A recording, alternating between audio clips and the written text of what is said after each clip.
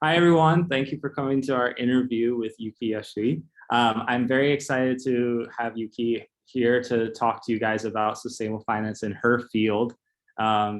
Yuki was a presenter at one of our conferences for oikos, the OI conference on sustainable finance and developments there. And it was a very great conversation about developments within the Asian markets. And I'm very excited. She's the Asian Pacific Region Coordinator at the United Nations Environmental Program and Finance Initiative.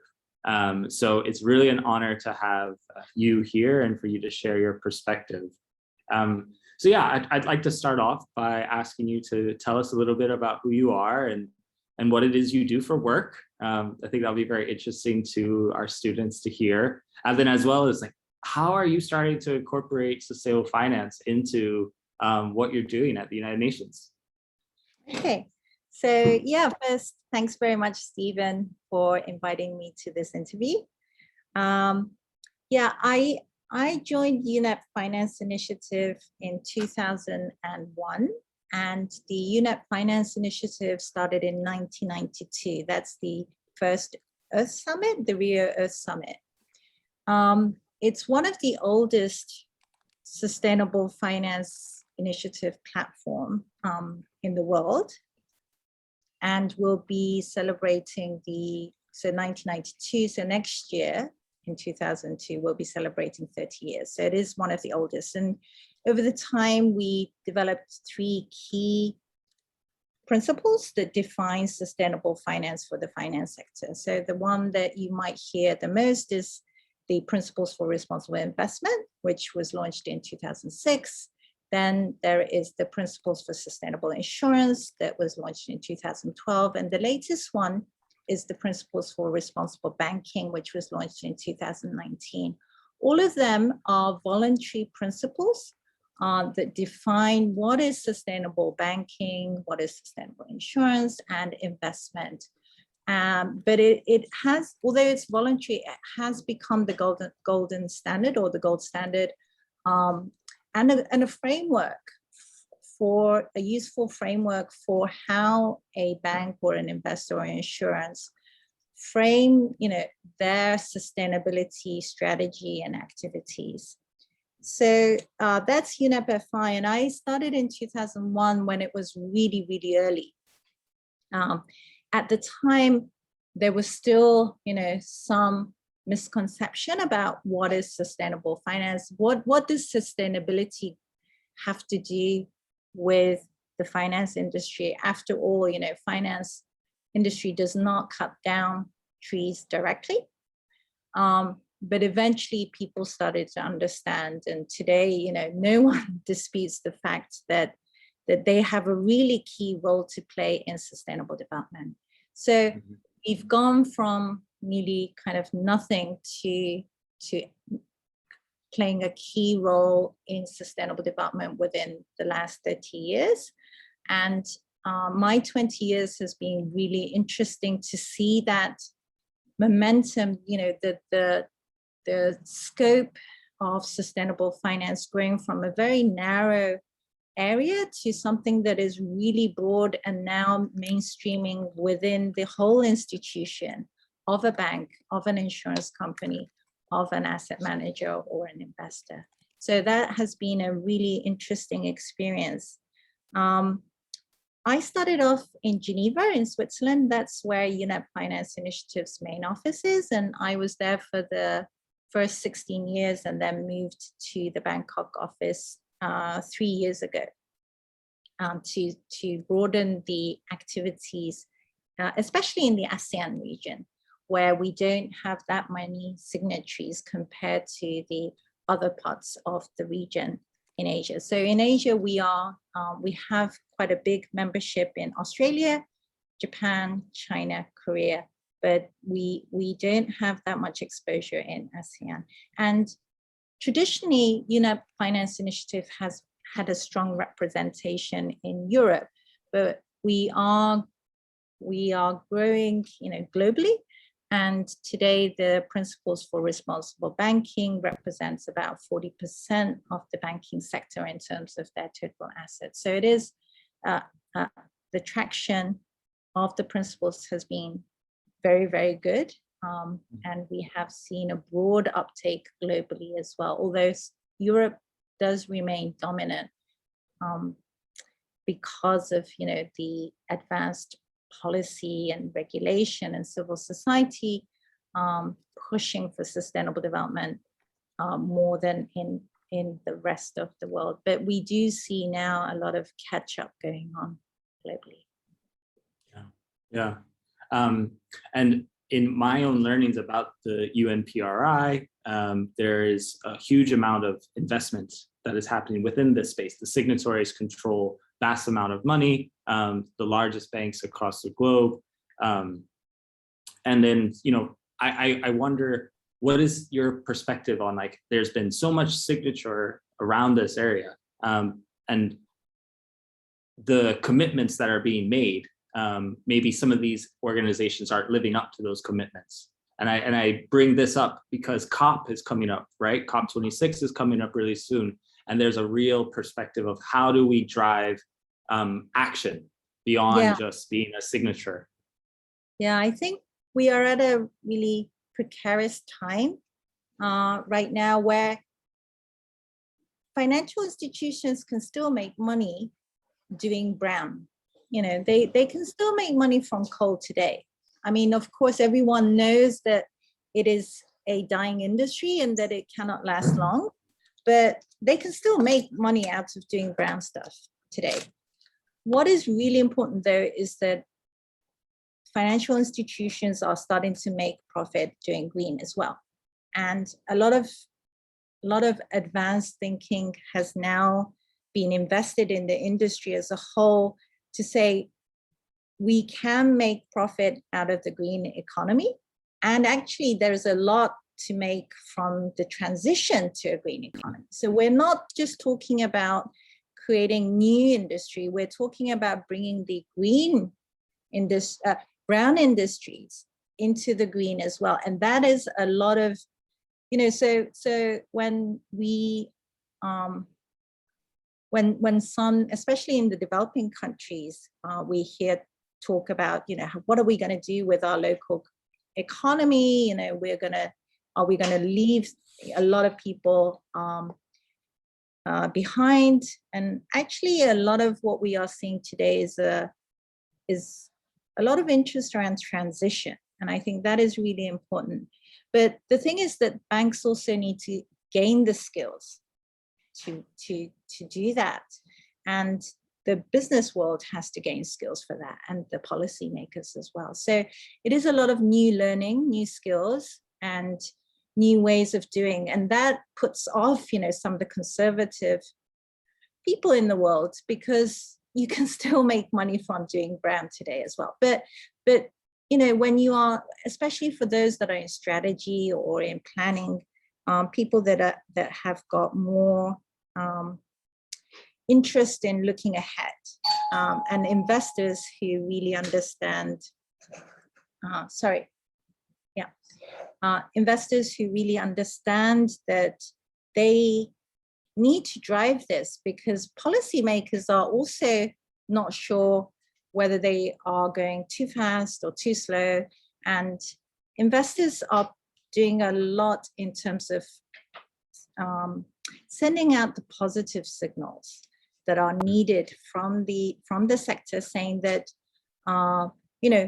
to push policymakers as well, and to encourage them to take it up. So when I started in 2001 in the UN was still a little bit in the old era, where it was for the governments. The UN was for the governments, and private sector was another world that the UN didn't really interact on a day-to-day basis. And UNEP Finance Initiative was a little bit of a black sheep within the UN family, because our job was to engage with the private sector, and especially the finance community, and helping them to do voluntary stuff. And the United Nations today is really interested in working with the private sector, and they understand, the important role that it has, and how, the signaling between governments and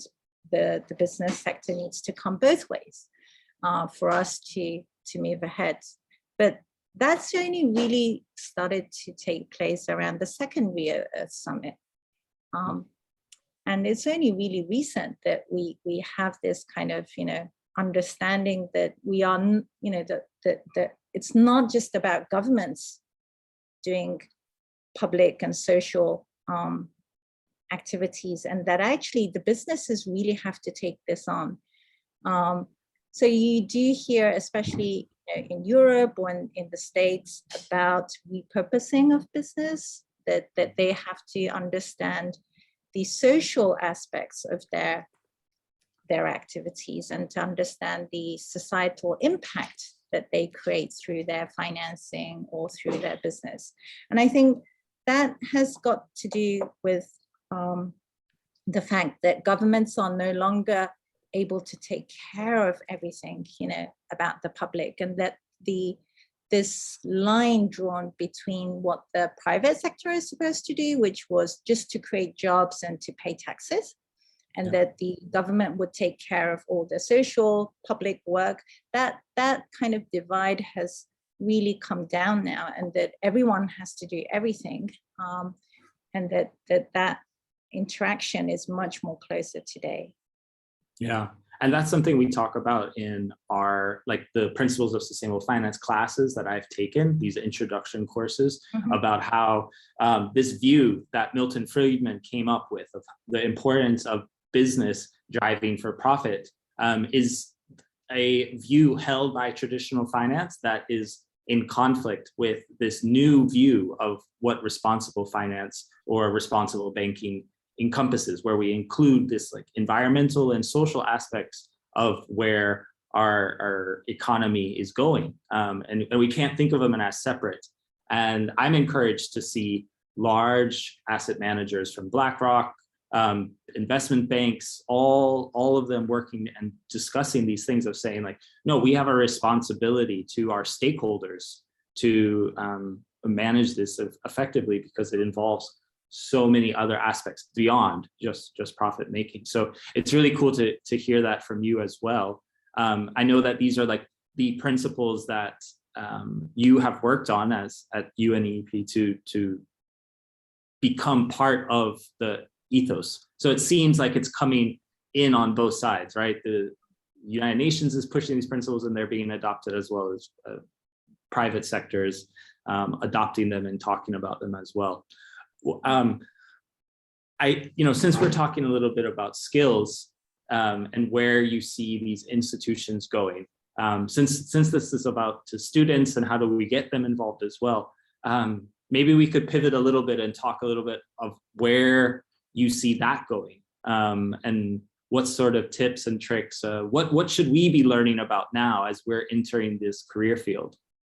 Yeah, so I guess the reason why, if you look back at why, this is happening, why the private sector needs to be worried about climate change as much as governments, is that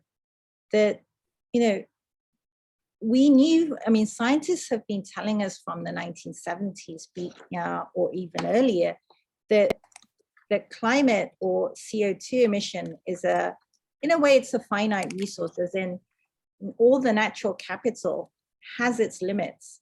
And when you talk about economics, the principles of economics, if you haven't priced in the cost of nature, and we've only costed in the human cost, the labor cost or the technical cost of extracting resources. And so we've only charged, our pricing systems have only taken into account the additional human cost of extracting or manipulating nature. And we haven't really costed in the cost of nature.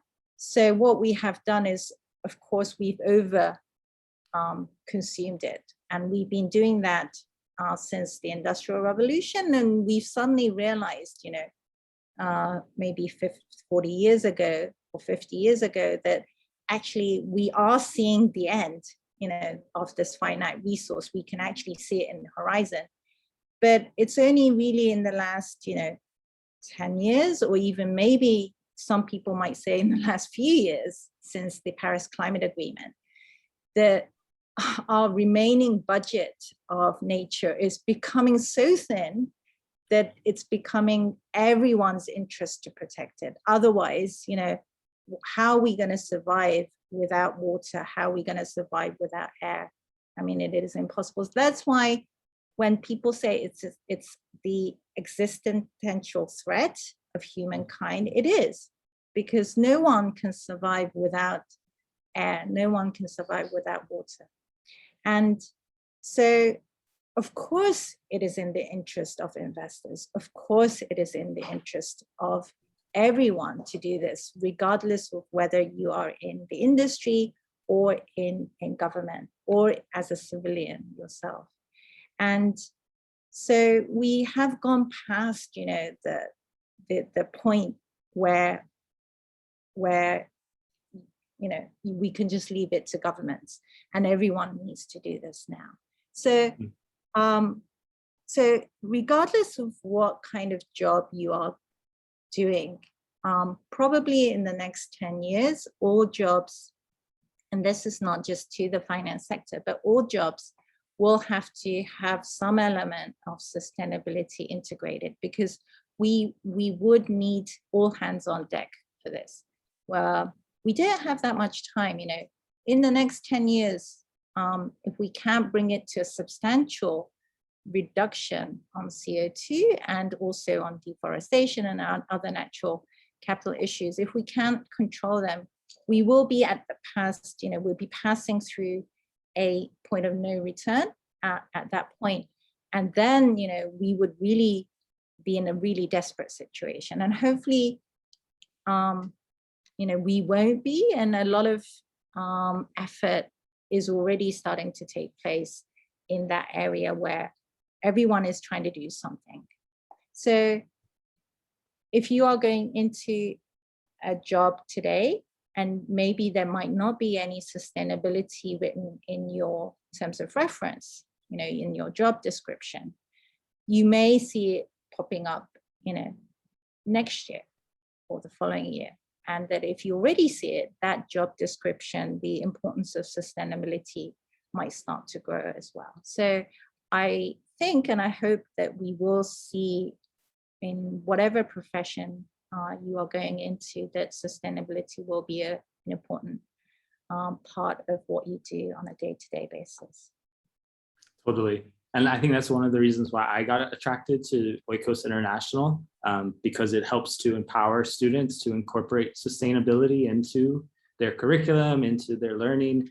And so for me, I see sustainability as vital to the daily discussion across all sorts of different business sectors, business lines. What is something that you're looking forward to in your work? I know there's a lot of challenges. We have COP coming up as well.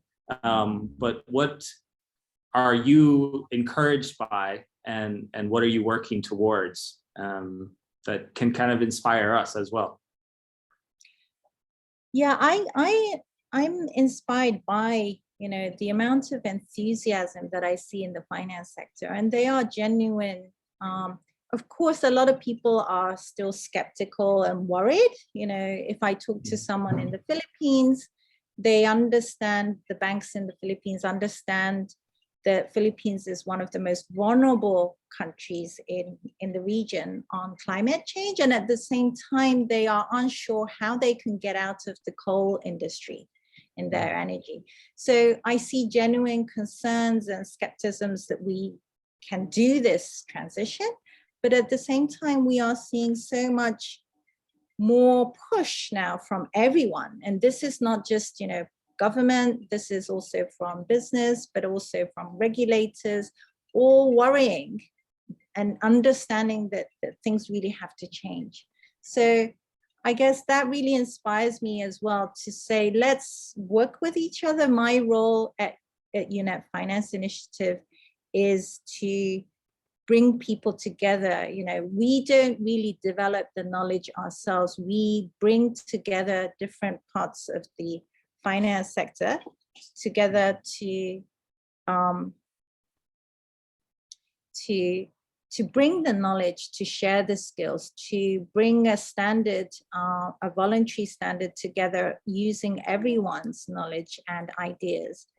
And so we, you know, we hope that this platform remains useful to drive the sustainable finance journey forward quicker than if they did it alone, you know, by themselves.